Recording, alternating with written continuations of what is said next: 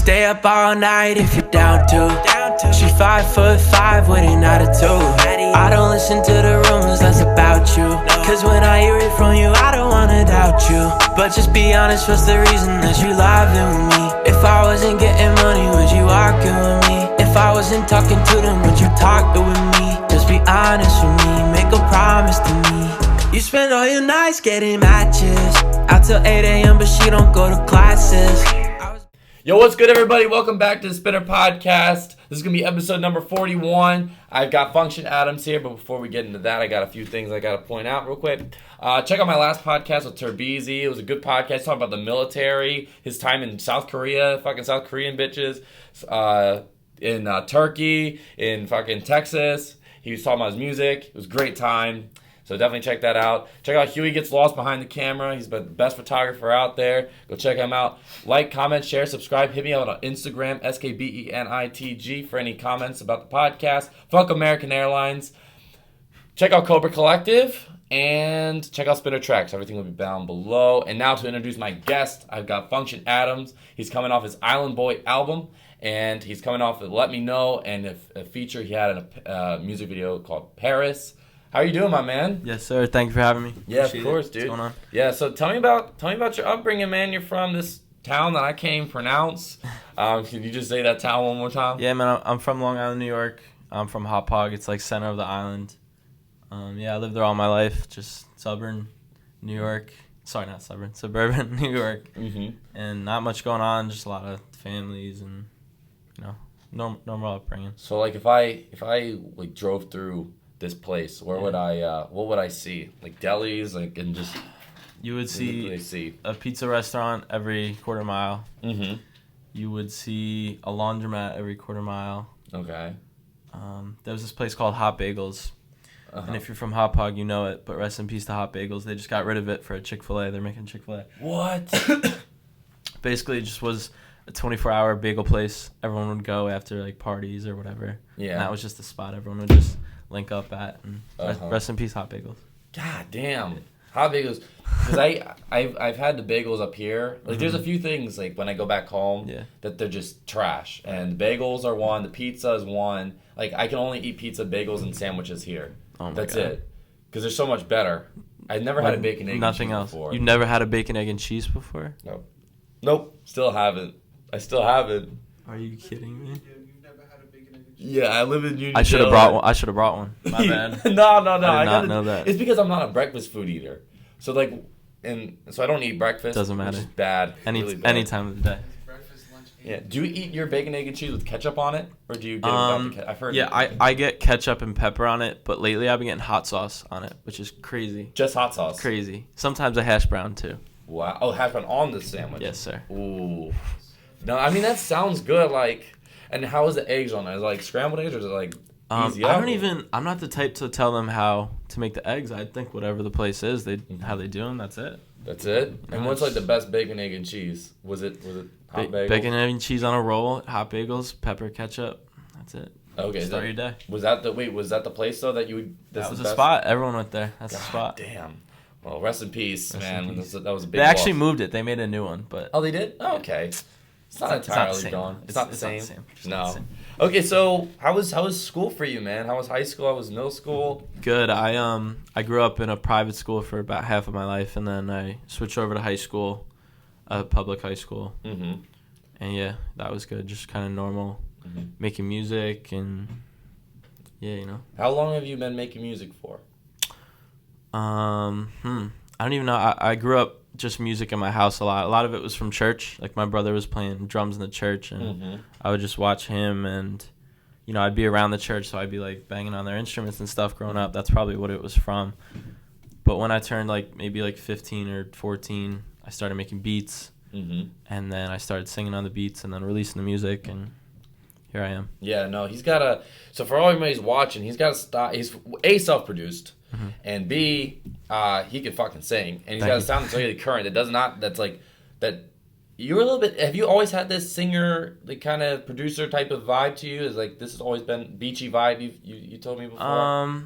Yeah, I've always produced everything from the start. So pretty much anything that you've heard from me that aren't features I've produced. Okay. So starting from a blank canvas and just going on from there. I guess, yeah, I'm inspired by the island and just trap music, pop music, kind of blending the two, and that's it. So who did you listen to when you first was starting music? Well, which people put you on to making music? That's a loaded question. I mean, growing up, just listening to like hits, like top 10 hits. But then once I got older, like a lot of J. Cole, a lot of like Bruno Mars, a lot of like John Bellion. Yeah, kind of just like blending pop and like hip hop together. I've always kind of been interested in stuff like even like pop collabs, like that Bruno Mars song that with B.O.B. on it. That Beautiful Girls song, like Beautiful crazy, Girls, like he's rapping on the verses, but Bruno comes in like all swift, like on the chorus, like what, like I don't know. That's always kind of what I was into. I've always had a deep love for rap music though, and finding upcoming artists and yeah. So I remember when B.O.B. I know B.O.B.'s kind of been like clowning himself. He does it to himself with the flat Earth shit. I'm guessing you're not a flat Earther. No, I'm not. Yeah, so he's just clowning himself with that. But at the time, like he came out when I was like in middle school. So that I think people don't value respect like what he actually was doing. Like he was actually a pretty damn good artist. Like, and he's not a terrible rapper either. Like he can actually spit a little bit. I think he's still putting out music. I think he's independent or something. Yeah. Shout out to B.O.B. But that must be crazy from going from making millions a year to like now he's probably making like six figures or something. If I made a song like that with Bruno Mars, I'd be content my whole life. So yeah. So Bruno Mars is a big inspiration for you, and J. Cole. Is there any others in that, or just like right now that in the last like 2 or 3 years, Nav, because he's also a self-producing person. He's very, very intricate and very witty with his bars and stuff like that. But now I'm thinking about it, like a lot of Playboi Carti in the last couple of years. Oh yeah. I don't know. I listen to a lot of music. I really do. A lot of Drake. I gotta give it up to Drake, man. Yeah. Right. Playboi Carti, I think that's a good example of like how far production can take you. Oh my goodness.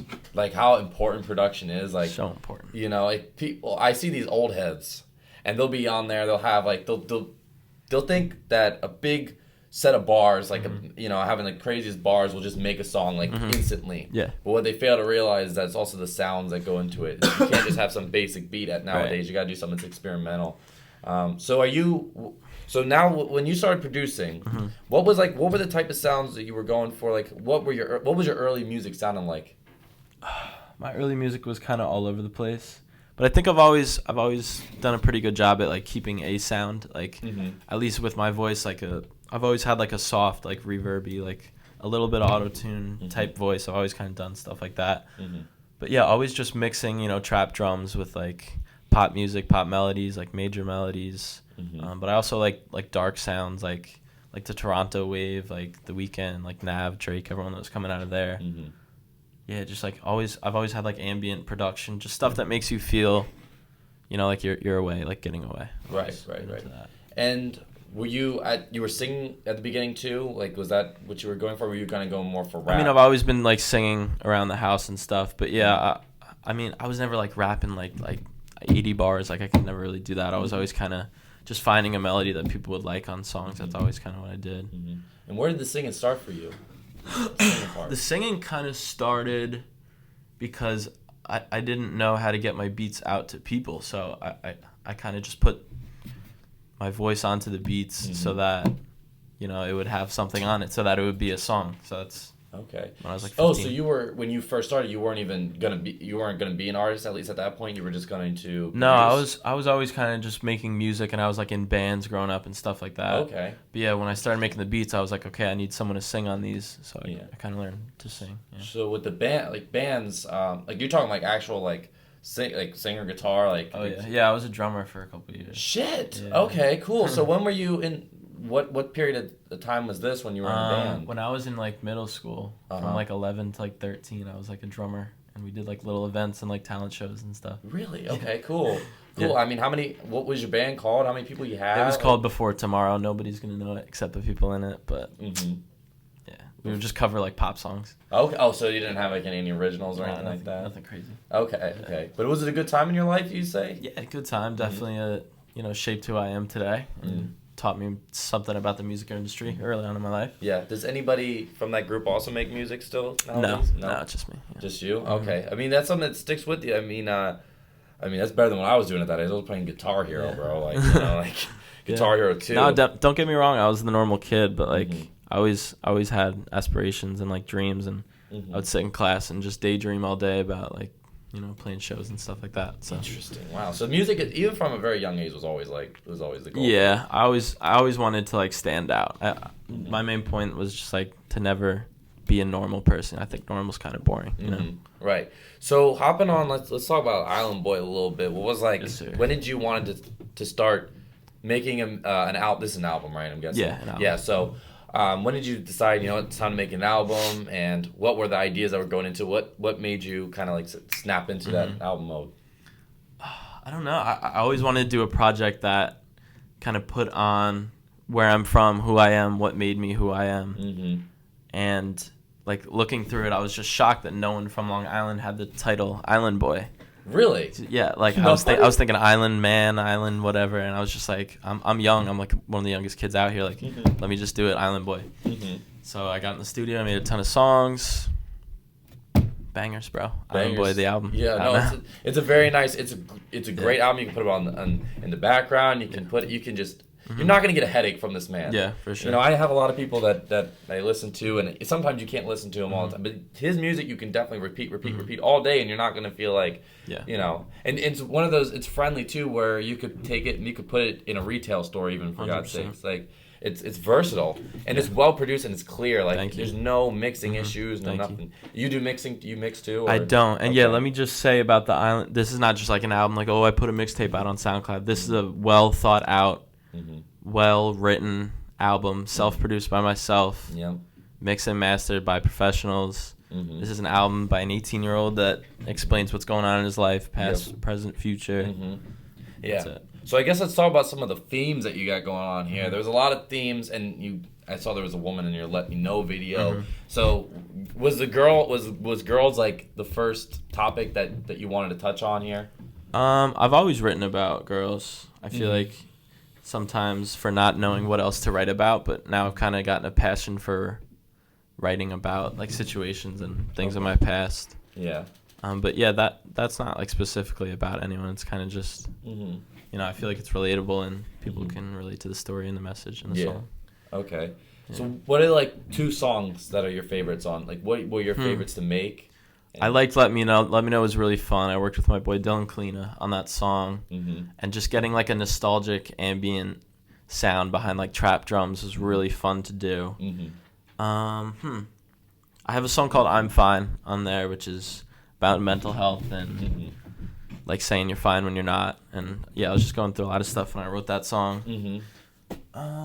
The intro, Islandboy, the song. That's a great song. Thank you, I appreciate that. That's a great song. Yeah, I'm talking on there about a lot of crazy things, and I mean the beat like very quickly, and it kind of just all came along very quickly. But yeah, definitely a story behind that song, Islandboy. It kind of sums the album up into one. Right, for sure. So when you're producing like a song on here, how long was it taking you? Because since you're doing it, you hear these people, they do 20 minutes they'll make a song or whatever. But as self-produced, I know that's not the case. Yeah, it's not. I know that can't be the case. So how long would it take you, man? Some of those beats I made like 2 years before even recording on them. Really? So wow. A big part of it is making the beat, and then the easy part for me is recording on it. So the beat in itself could take weeks, months, years. But then recording, I usually take like 2 to 3 hours to record a song. Okay, good. I mean, that's good. And do you go back and you change up the song, or do you? Yeah, I've scrapped songs on that. I've redone songs on that. I've gone to different studios and recorded. I've recorded at my house, in my bedroom. Yeah. Okay. So with your songs, were any of these songs like you went out? Let's say you haven't recorded in a couple of days. You went out and you had an experience in life, and then you took that and you put it right into the studio. Did you have any songs like that in there? Yeah, most definitely. There was a song called 60 on there, which I've been pushing for a while. And that I wrote like the morning after like a crazy party, and like something had just like happened, like a situation. I kind of just wrote about that. And that one's a smash. 60 by Function Adams. Check it out. That was the single. Right, that was a single. It was on my EP before that, EP a year before that? before. Okay. So I've had that song for a while. Yeah. That's the one where you have like all the pictures. Yeah. Okay, For sure. that's pictures of me. that's a sick song. Have you ever performed at one of these parties? At parties, no. I had a headlining event at Revolution Music Hall in Amityville. Cool. Yep. In November, which was crazy. With really good time. Everyone there can attest to that. Yeah. But yeah, I'm looking to do something maybe like June. June. Okay. Cool. Yeah, that's dope. Where you want to go from here, with your music at least, before we get into some other? I don't know. I feel like I don't think there's a certain place that I'd say I want to go. I'm kind of just going with whatever's going on. Mm-hmm. I don't know. I'm kind of just doing it, you know. Yeah. But Like, you're still. I think it's better to do it than to not. So. Yeah, exactly. But you're still, even though your past album, you're still recording like more than ever. Always. Recording, sending beats. Mm-hmm. I produce now for other people. So. Okay, who are you producing for right now? Mainly just like sending beats out to like people that I know on the island, like some of my good friends. Mm-hmm. Brady James, like this guy Third Wave. Just people on the island, really. Okay. Yeah. Who on the island are you messing with? Their music. Music wise, I mean, there's a lot of guys out here, and I don't want to like do anyone wrong. Yeah. But I would just say the people that I've worked with or the people that I've met that have like showed love to me. Mm-hmm. Definitely Brady James, look out for. Mm-hmm. Johnny Drama, look out for. He just got signed. He's doing crazy things. Mm-hmm. I like Yuri Jones. He's Yuri cool. I Jones met him is the other day. Mm-hmm. Yeah. No, there's a bunch of guys. Mm-hmm. For real, there really is. That's crazy. Yeah. You said you were at that music video with him, right? Or... Yeah. I'm friends with the producer of that song. His name's Metro. Shout out to him. And we came through for the music video, and that video's sick. How was that? Were you just watching it, or? Yeah, we were just in the background. They had a scene like downstairs, like here in a basement, and we were kind of just in the back watching and letting him do his thing, you know. Okay.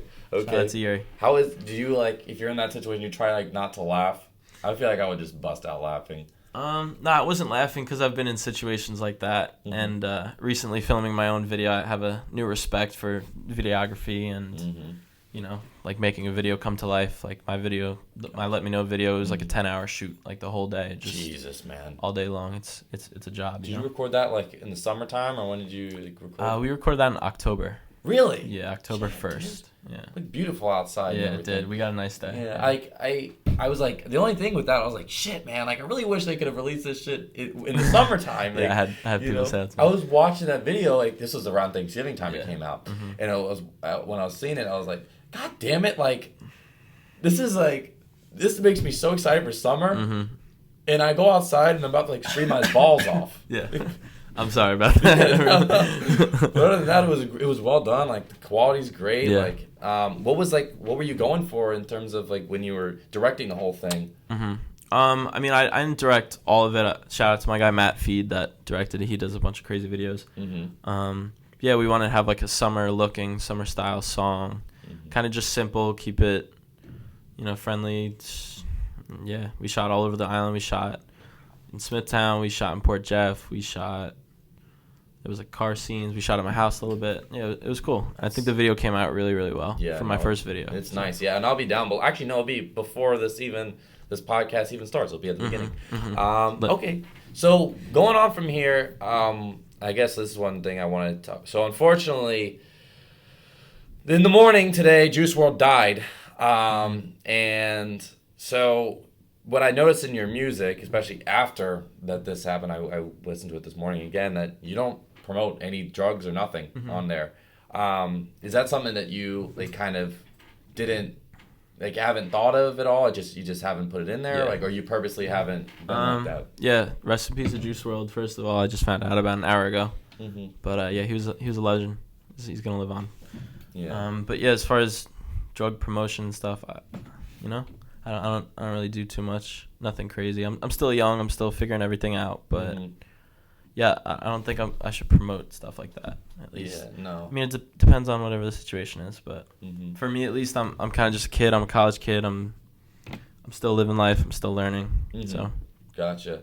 Yeah. It's just so scary that I don't remember what song it was in. Was it in Legends or something? I think it was a song he made in response to Peep and X is passing, where he said, fucking 27 club, we ain't making it past 21, and then oh my God. literally 5 days after he turns 21, he's dead. It's crazy. I haven't even been on insane. social media or anything today. Yeah. I'm just kind of reflecting, What they're saying right now is like he didn't do anything to agitate it.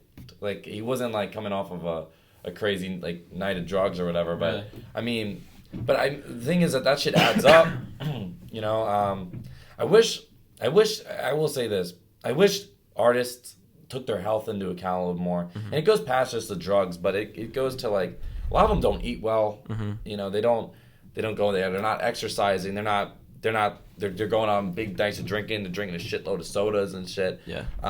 They're not taking care of their body, and I think that's something that people need to. That mental health is a big thing, but also physical health, I think, is important. I don't know. What would you, for any artist, what would be your recommendation to kind of keeping them above water? Yeah, man. I think being an indie artist or just an artist in general is really stressful, and it comes with a lot of anxiety, especially when you're on someone like his level and you have to do everything quote unquote right. So I could see them getting involved in bad situations and stuff like that. Yeah, man, it just sucks. I'm still like reflecting, Yeah. It's sad. It really is. Yeah. We lost a legend from Long Island, Lil Peep, to drug overdose, and it just sucks. Right. Do you think that as an artist, that surrounding yourself with the right people is also a big thing, like having people that aren't enablers around you? Is that important? Do you think that gets overlooked sometimes? Yeah. I think it's important to surround yourself with the people that'll make you your best, not to have them stop you from doing things, but to have you your best self, whether that's business-wise, that's emotional-wise, mental-wise. But you got to keep the right people around you for sure. Yeah, that's crazy. All right, so going on with that, all right, let's get to some fun topics here. So you had some BS jobs just like I did. Yeah. In the past. So let's see. What was your first one? What was your first job? My first official job was Chipotle. I worked at Chipotle for 2 years, which was fun. Okay. Shout out to my Chipotle people. Where were you were you a cook? Were you on the line? I did all. I was doing too much at Chipotle, man. You guys had me doing too much. I was basically managing the place, but I was not getting paid to manage it. That's all I'm gonna say. Damn, really? I was cooking, I was cleaning, I was managing. Okay. So at 16 years old. what were some things what were the bad people? What should people not do? Like a customer not do? What pisses off a Chipotle employee the most? That's a great question. There's a meme going around where the girl's like, "Oh, don't be shy. Put a little more," and they put their finger over the counter. Don't put your finger over the counter, man. Yeah. At Chipotle. don't do that. It's gross and it's unsanitary. It's not cool. So I was at the I'm sure you were at these situations. I was there a couple days ago, and there was this woman who comes in, and she orders 8 burrito bowls. Oh, that too. Horrible. Yeah. Worst thing you could ever. They're gonna be the worst bowls. I'm just telling you now. Yeah. Chipotle wouldn't want me to say that, but if you're ordering more than 2 bowls at a time, they're not gonna be good. Really? Why is that? Because you're not gonna get as much food. Because we don't want to run out of food. Then we gotta make more. Right. Because I think they ran out of steak. That's what happened. They ran out of steak because of her bowls. Horrible, man. Yeah. And they were double meating it and double horrible. And don't go to Chipotle late at night or early in the morning because you're gonna get just not good food. That's all. Okay, so you gotta do it when it's fresh. Yes. What about what about when it's late at night when it's just about to close? Do they give you more food? Is that a real thing? No, they just want you out of their store ASAP. Okay, so they don't give you more food because they got rude. What about secret menu items? Jeez. Is there such thing? There has to be. What was employees making? I made a few quesadillas, which is like a quesadilla burrito. Okay. Which was lit, but we're not really supposed to do that. Other than that, people think there's a bunch of hacks and stuff. There's really not. You just got to be nice to the person that's serving you at Chipotle, and you'll get what you want. Okay, so quesarito was the only secret menu item you would? We made nachos one time, which was kind of lit. Okay. Yeah. What is a Chipotle stack of nachos looking like? Man, I don't even know if I could speak on that. No, I'm kidding. We took the chips and we just got wild and put stuff on there. But you don't serve that. We can't serve that. Damn. That was just for the workers. That sucks. Yeah. That sucks. Because I had a friend he told me about the quesarito. Yeah. I bet it's just fucking amazing. It's fire. I think because that cheese is so good. Yeah, it's crazy. The cheese is so good. Do you miss being able to kind of get Chipotle food all the time? I miss it, but I also gained about 20 pounds just working at Chipotle. Really? Yes. Okay. Yes. I think it's underrated how how much calories. Oh, you're it's eating. horrible for you. Yeah. Chipotle's not healthy at all. Like the average burrito bowl you're getting at Chipotle, you think is healthy. That's like an 1,800 calorie meal, which is your whole day's calories. Yeah. So pretty much it's almost like, and were you at that time you were eating more than just like you were eating 3 meals a day? Way more, bro. When it's free and you're just like loading it up. Mm-hmm. Yeah. So I quit Chipotle, man. I lost the weight. Yeah. That. How did you go along for the losing the weight? Was it just like being away from the environment, or was it like you actually went to the gym and like went crazy with it? Yeah, I mean, my brother's a personal trainer, so he That's great. he helped me through that. Okay. Yeah, I'm always just still trying to get my health in order. Right now, I'm kind of just like eating because it's the winter. I don't really care, but more towards the summer, you'll see me looking good, you know. Okay. And you did pizza delivery.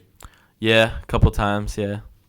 Okay. How was that? Did you ring on some doorbells? It's all right. Yeah, everyone around my town's got the ring bell where you ring it and it starts recording you, which is a little weird. Right. Yeah. But yeah, pizza delivery's simple, you know. It's easy. Like I like delivering. Just ride around, listen to music. Yeah, that's exactly what I did. But I don't know if I could do it here in Long Island. When I was doing Chinese delivery, it was back in Maryland, where there's more space and like the drivers aren't as aggressive. Here, it's crammed. It's like bad. you got parallel park, right? Yeah. Oh hell no, bro. It's bad. Hell no. I don't ever want to parallel park, so I don't think I could do it here.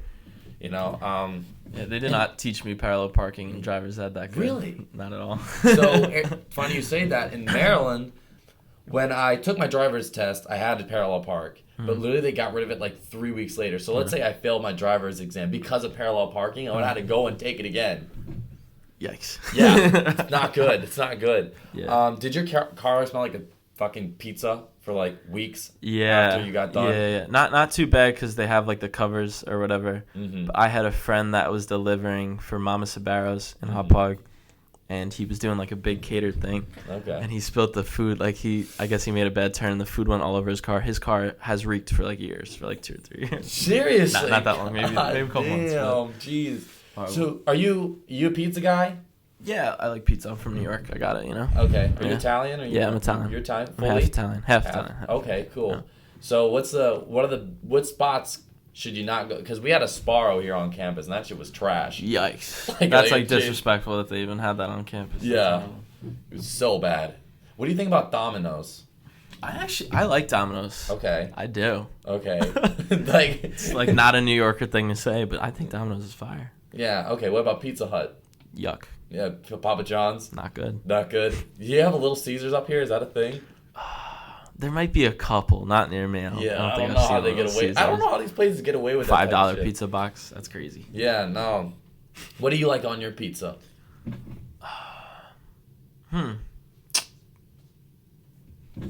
It's not cheese. Long thank God. pause.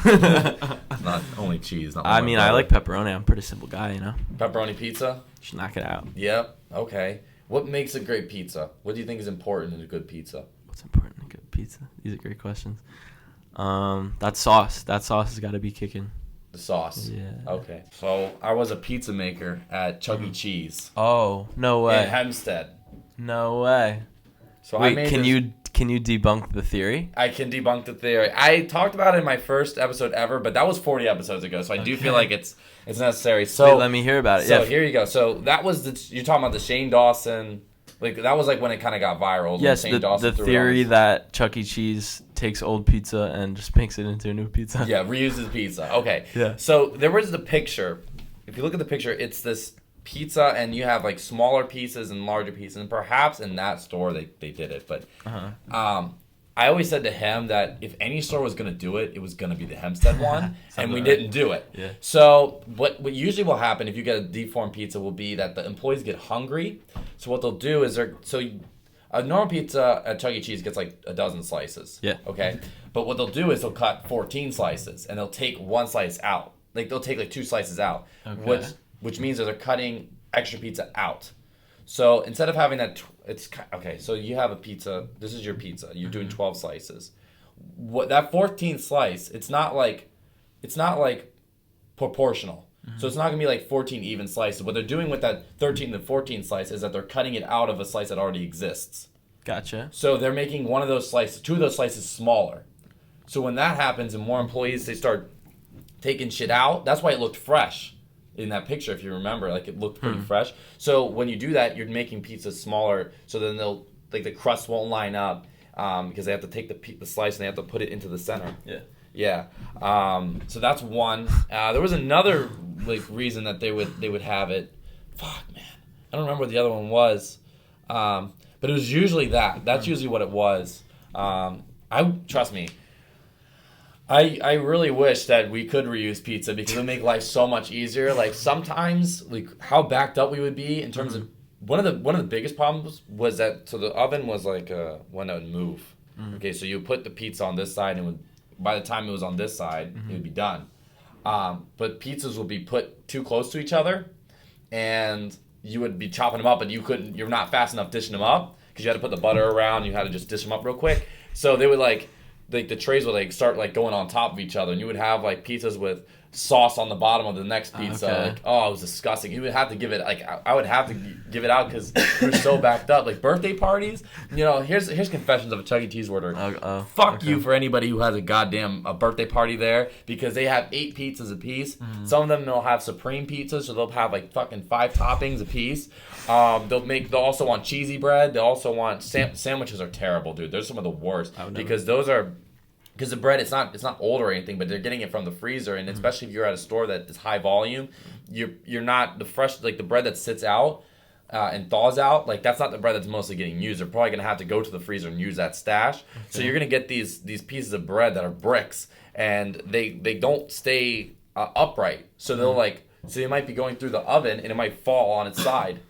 And you'll have this spilled sandwich pretty much. Okay. It's fucked, dude. I hate it. And the specialty pizzas, the Philly cheesesteak pizza. Why? You have a totally different sauce. So you had to make this. It was rarely ordered, but when it was ordered, you would have to make this big ass container, probably this big, of sauce of the Philly cheesesteak sauce, wasting your time for one fucking pizza, and then it would sit there for 5 days, and you would have to throw it out anyways. It was awful. Awful. The worst job ever. If there's anything, any lesson I can teach people that are listening to this podcast is don't ever work at a Chuck E. Cheese. I guess don't work at a Chipotle either. Shout out Chipotle. No, you can work at Chipotle? Yeah, you can work there. Okay. Not that bad. Okay. Yeah. Does it also depend on how much traction the Chipotle gets? Yeah, I was at one of the slowest ones on the island. So Nice. We kind of just fooled around, not gonna lie. In my hometown, the Chipotle is at least it used to be the hot spot. So their line used to be literally, so here's a counter, and it used to go all the way around, all the way to the door, and then loop around to the drink fountain. That's Sometimes crazy. it would go all the way. It was like a Black Friday Best Buy line every day. That's horrible. Especially a Friday night, forget it, dude. Oh yeah, it's stressful job. For yeah, sure. Everybody loves Chipotle where I'm from. What about blowing up inflatables? Is that trampolines and shit? Yeah, this past summer I worked a job where you drive around and blow up inflatables, but it actually brought me to some music industry opportunities. Really? Yeah. So okay, tell me about these. So I went to go pick up a slide, which is normal, and me and my friend Connor, and we go out to the Hamptons, and we're already kind of excited because it's nice or whatever, and we show up, and these people come up to us. They have earpieces in, and they're you need to sign this, you need to take a picture with your license next to it. This whole big thing, this 20-minute ordeal. And we go back there to pick the slide up, and we're seeing cameras everywhere, and these big dudes come in like Jersey Shore TV, with huge big cameras. And I'm what's going on here? And these guys come out to help us, and they're all jacked. Yeah. They're all very charismatic, and I'm something's up here. Yeah. So meatheads. Eventually we get the inflatable into the truck, which is the goal. And they're yeah, we're on the cast of this show called Summer House. Okay. And so after that, I reached out to one of them, just sending my music because I don't know. Yeah. And he loved it, and he told me that right from the start. And that whole summer, they all just played it, the whole cast. It's a pretty big show. Really? Yeah, apparently you get 1 million people per episode that watch it. TV, or where can you find this show? Yeah, it's on Bravo TV. It's called Summer House. Shit. Yeah, and one of the cast members, his name is Kyle. His name is Kyle Cook. You can look him up. He loved my stuff, and he really just put me on. He showed me a lot of love, and that led me to signing a licensing deal with Bravo. Oh, So, really? Yeah. So Bravo TV. Yeah. Now they have 3 of my songs that they can use for pretty much anything they want. Son of a bitch, really? Yeah. And they cut you the check? Yeah, they cut me the check, and I went and performed for the cast. Really? For one of their parties, so that might air. They recorded and everything. So. Wow. Yeah, that might air around May time. We're waiting to see it though. So yeah. I'm not completely sure, but we'll see. Dude, how did you feel about that? Like, you went from some job where this is just like a job any kid would have. Yeah. And being able to now perform in front of possibly on television. Yeah. Like, have your performance on television. I mean, how did that feel? Like, you're cutting a check because of that. Yeah, that was big. I'm just like an 18-year-old kid from Long Island making music, and I meet some guy from a show, and I'm like, should I DM? I was about to not send the DM. I was like, he'll never see this. The dude's verified. He's got like 200,000 followers. I was like, he'll never see this. 5 minutes later, he hits me up. I love it, bro. I'm gonna play it all summer. Da-da-da.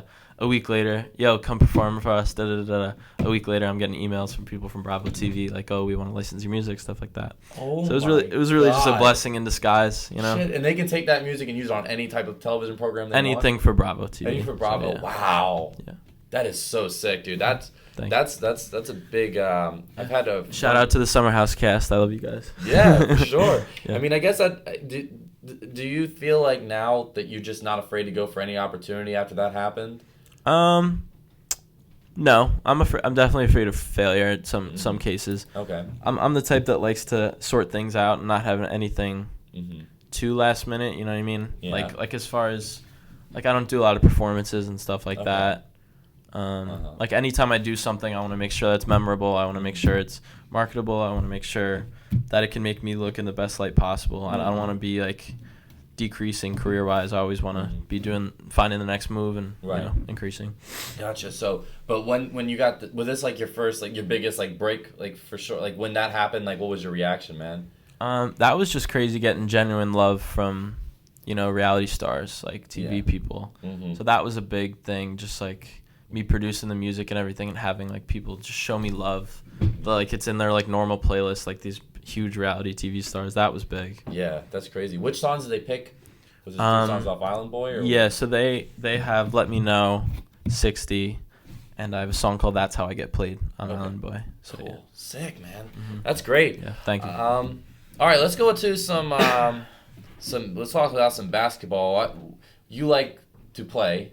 Yeah, I played in high school. I'm okay. I'm not great. Okay. Yeah, I played what position you play? I played like a 4. We call it a 4. A 4? Yeah. Okay. Yeah. So I was down in the box. Okay, interesting. Yeah. But would you kick out to the outside sometimes? Yeah, for jumper? sure. Shit. Wait. So what was the median height on your team? Because I was a 2. I'm like a 2. Yeah, I'm not even that tall. I'm like 6 foot. So we didn't have too many tall guys in high school. Yeah. But I play a lot of pickup, and I play at the gym and stuff like that. So okay. I still got my basketball knowledge for sure. Okay, sure. And you're a Nets fan, so what? Yeah, I've been a Nets fan. What sparked you with the Nets? Like, what was the first? I don't know. They were kind of the underdog. Nets were always the underdog to me. And something about the Knicks colors growing up. I'm not an orange guy. I don't like the orange. Yeah, I don't like that. Man. I was all about the black. Man. And when the Nets got that like wooden court, I don't know what year that was. The Barclay court. Like, jeez, so pretty. It's a beautiful court. You've been to a game before? Yeah, I've been to a couple Barclay games. I met Dave East at a basketball game. Interesting. Yeah, I just walked up to him and that was it. Did you show him your music, or was this before? No, this was before I was even making music. But yeah, shout out to Dave East, man. Damn. Yeah. Wow. Okay. So what do you think about all their moves they've been making, bro? They brought in Kevin Durant. They brought in Kyrie Irving. Big moves, man. Yeah. All I'm saying is I should have done fantasy football for basketball, but no one wanted to let me in. So you want to do fantasy basketball league? Yeah. All right. So here's a challenge to everybody who's listening right now. Me and Function Adams, that's 2 people that will play fantasy basketball next year. If anybody else wants to join, bro, we'll have a music group for just fantasy basketball. All right. I will kick everyone's ass. I will draft Luka Doncic because he's the best. Okay. I will be drafting my guy Bradley Beal. Okay, and then everybody else can just be a bunch of bench players, and I'm gonna pick all my I'm gonna lose with my heart. I'm gonna lose my heart pretty much. Everyone's sleeping on fantasy basketball. I don't know. Football's like okay, it's whatever. Do you play fantasy football? No. Oh, okay. You ever played it? No, I don't really watch football either. To be honest. Not your thing? No. Is it because of Giants fans? I don't know what it is, man. I never played football, so I guess watching it's not interesting. Okay. Was basketball the only sport you played? Yeah, I played basketball and I played soccer growing up. Okay. Stuff like that. But yeah, I always liked basketball. Basketball. Okay. Yeah. What do you think about my Wizards, man? I don't know, not man. so good, dude. We're not so good. It's not looking good. A lot of teams are falling off lately. Yeah. For Warriors sure. aren't doing too good either. What the hell? Like, I didn't think there's just no way, like, within 1 year that they go from being a finals to, like, they're not even, I don't think anybody's even thinking They they're deserve gonna it, make man. the No finals. chemistry, man. Yeah. No chemistry. I mean, they're going to get rid of D'Angelo Russell probably. Like, their best players are hurt. It's about time. Seeing some diversity in NBA. I've been waiting for years. Yeah. Been watching a lot of games this season? I haven't been on this season really. I got a lot of stuff going on right now, but yeah, next season I'm gonna be all over it. Are you more what's the word I'm looking for here? Are you more? Would you watch NBA? Like, are you more excited to watch it this season than last season? Let's say, or the season before where the Warriors were just kicking the shit out of people? Yeah, I feel like I'm going to start watching it in the next couple of weeks a lot more, for sure. Now the Nets, we got like a little bit more push, so actually a lot more push, but yeah, it's sick, dude. Congratulations to you guys. I feel bad for both Knicks and Nets fans, like, and especially like how that Garnett trade and Pierce trade just fucked that. It just shows how bad an organization, like, one move can be and just set you back for years. That's a lesson, man. Winning now isn't always the best thing. No. You can even put that into music in a way. yeah. Like, it's weird. Like, that can be a lesson you put into music. Like, don't go to. I see these rappers nowadays. I'm talking mainstream ones that they feel like they're losing it a little bit. Yeah. And they don't take time with their music. They don't have time to let things develop. Yeah. So they're just pushing shit out. Do you think that's important too, not to oversaturate yourself and to, like, kind of go all 100%. Yeah, I never put music out. Like, this album, before this, I've put like 6 songs out before that. I never put music out because I think it's all about quality over quantity, because you'll see guys drop songs every 3 weeks. Nobody wants to hear that. I understand from a marketing perspective it could be smart, but like, nobody wants to hear it every 3 weeks, especially if you're not progressing. If your music's getting worse, just don't do it. So yeah, I told you, I sat on songs for like 2 years on this past album. Like, that's just insane, man. So okay, one more I guess music question. So you had some of the songs, did you sing them 2 years ago and then they didn't get released until now? So you had like you from a couple of years ago on the same project as you from this summer? Yeah, I mean, the 60 song I've had for a couple of years,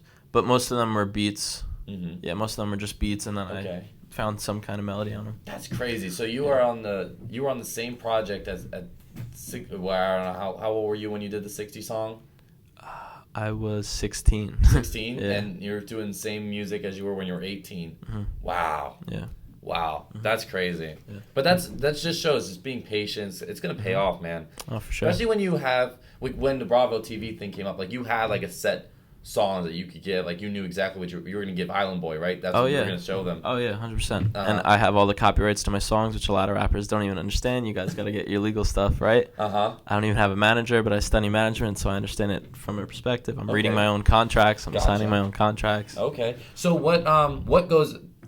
Give me some advice. If I'm an artist, I'm not an artist, by the way. I will not be having a mixtape. Other than the meme mixtape, we're gonna do a meme mixtape. We're going to release, we've got like 7 songs recorded, so we're going to release that. He's going to be on that shit, bro. We're going to definitely release that shit. I got some funny tunes in there. Yeah, that's pretty bad.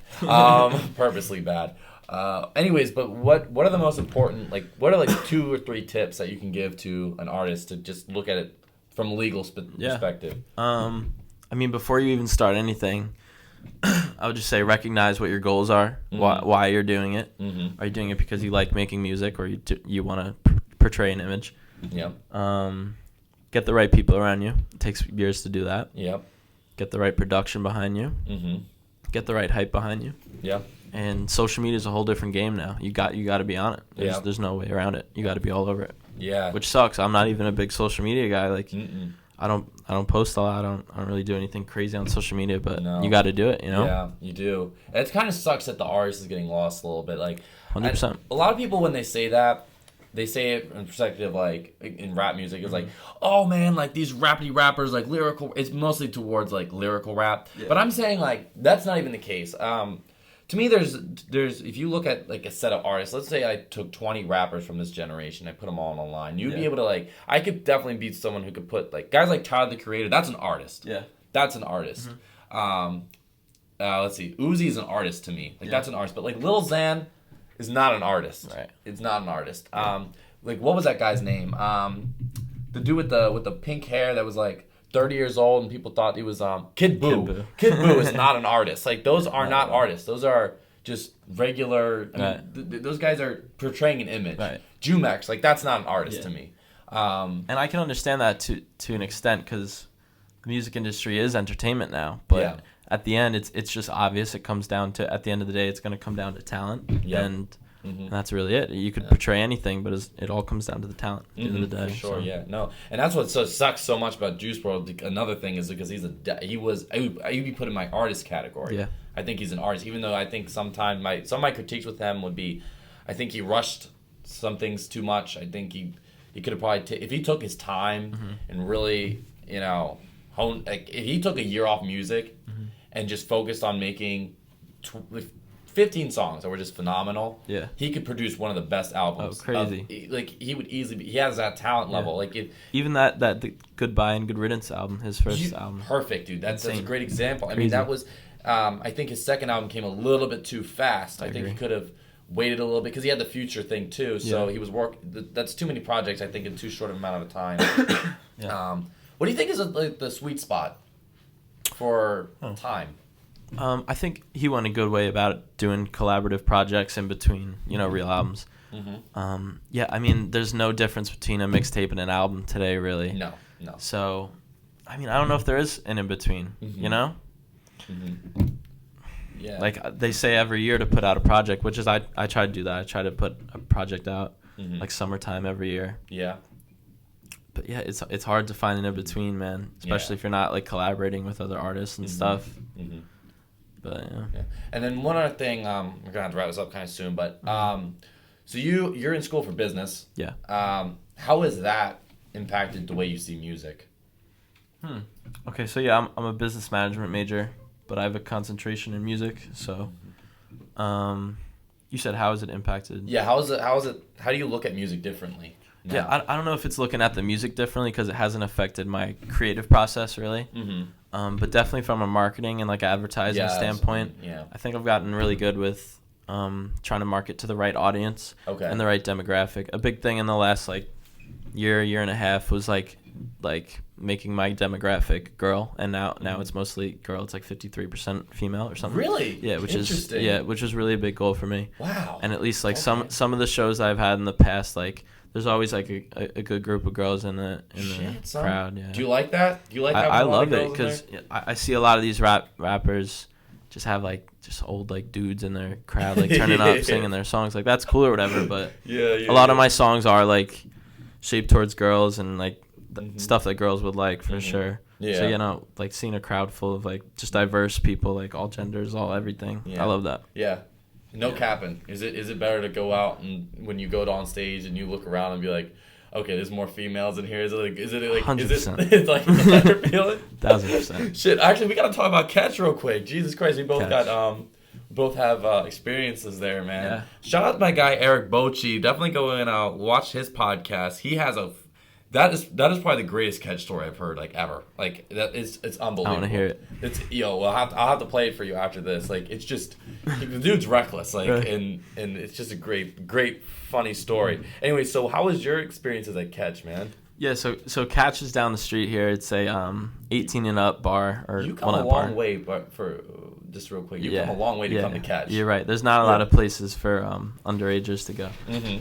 But yeah, that's kind of been the spot for the last couple months. I've had some good times there. I have an in with one of the owners, so it's always skipping the line. It's always good treatment while I'm there. Yeah. So shout out to Catch Bar and Grill. Yeah, I love you guys over there. Gotcha. You guys kill it. Yeah. What have you had some crazy shit happen to you? I mean, nothing crazy. I just know every time I go there, first thing I'm doing is dapping up the DJ, talking to him a little bit. Okay. I've had some of my friends' birthdays there and stuff. And he's come over like standing on the bar counters and just going crazy and stuff like that. Shit, son. Yeah, Catches good. They play some Function Adams on there, bro. Yeah, like, because the girls would be vibing to that, man. Yeah, it's just they play stuff that people would know, Yeah, it sucks. They would know me. That's hopefully one of the goals here is that I can Get a group together and put the playlist of songs that like deserve to kind of get that shine. I mean, for sure. Because your songs would work even in a club too. I mean, not every. Some of them are a little bit more slow. You know, and some that you listen to on your own. But other ones, you could definitely have them in like that setting. Yeah, it's definitely a goal of mine to have my music be able to be played in any setting. You know, like most of it's clean. Like you can play it at a family event, but you could also play it in a club. You could take it. You could take it to the clubs. You could take it, in a car. You could. That's why everything's mixed and mastered a certain way to just sound professional, and anyone could like it. Like we were just saying, the reality TV stars, like they're into it. Like it doesn't matter where you're from, you could kind of vibe with it, Right, exactly, and it's for everybody, man. So are you gonna be going to Catch soon? Like, can they catch you at? Oh God, I didn't mean to say that. No pun intended. Can they see you at Catch? If these people watching this want to find you, is that the place to find you? Yeah, man. Catch is the spot. I love Catch. Catch Bar and Grill, man. Do they actually serve food there? I don't know. Maybe during the day. I have never seen any type of table service there at all. They have those picnic tables in the back. Yeah, man. Catch is a good time. Me and all my guys, we always link up there. Yeah, no, there's some crazy. Some of the women there, y'all are crazy as hell. I'm not even gonna lie. There was this one time where I walked in and I was staying there, and some girl just like grabbed my dick, and I was like fucked up, like genuinely fucked up. Yeah, Catch gets crazy. And another time, almost like there's a bouncer that's like in the middle of the, and I almost bumped in and knocked him down because there was a mosh pit and some asshole like. They got the securities like hanging from the things from the ceiling. God. Did you go to Olay, by the way, when that was open? I didn't. It closed down before I got to go, but I heard it was lit. It was crazy, bro. Yeah. I only went there. I remember when it was Bangers. When I was a freshman, so I used to go as a freshman. So then when they opened it back up to Olay, I was on the nut. Yeah, see, I'm new to this, man. I'm new. I'm 18, so it's like I can't get into the real bars. But I'm like in your position though, in a way too, because I mean I'm 21 now, but when I was 18 and Bangers was the only one that was open, that was like my catch spot. Yeah. It was like the spot, but before that there was like 4 or 5 of them. There was a whole strip of them, like 4. There was McKeeb's, there was Dizzy's, there was Bangers, like all of them were open and. And it's like the whole bar. They know what they're doing. There's a ton of colleges around here, man. Yeah. There's not a lot to do in Long Island during the year, especially like all your friends going away to college. Yeah, so bro. Just go out. I'm saying, man, next time you go out to Catch, let me know, man. I'll pop out because I get that ass walk to Catch. Yeah. Anyways, anything you want to shout out before we wrap this up? Anything you want to plug? Like, what do you want? Yeah, man. Function Adams, all social medias, all platforms. All my music is made by me. Mixed and mastered by my boy Daniel Linger. Shout out him. Yeah, shout out him. SoundCloud, everything, Spotify, all that. Music video for Let Me Know just came out. Got more stuff coming in the next couple months. A show hopefully in June. And that's it. That's it, man. Hey, you guys, look out for this guy. This guy's one of the. I didn't know about him before I put my 50 rappers of Long Island, but when I heard him, I was like, wow. Like this guy's genuinely. I'm not gonna lie, he's probably easily, like off the top of my head, easy in the top 10, like I've heard here. Easy, probably top 5. Like I'm not even kidding. This guy's super talented. Like from the production to the singing. Like so you got some guy who can actually sing here. Yeah. A lot of guys can't sing, especially naturally. So guys, check out his music. If there's one of the few people that I could recommend, maybe I'll make a video on this, like the rappers that like I would recommend. Definitely for like anybody who's into pop, anybody who's into R&B, anyone who's into really good production, this is the guy to check out. If you're sick of rap, and I think that some people need to take a break from hip hop, this is the guy to fill your void. All right, he's gonna make you feel good about yourself. All right.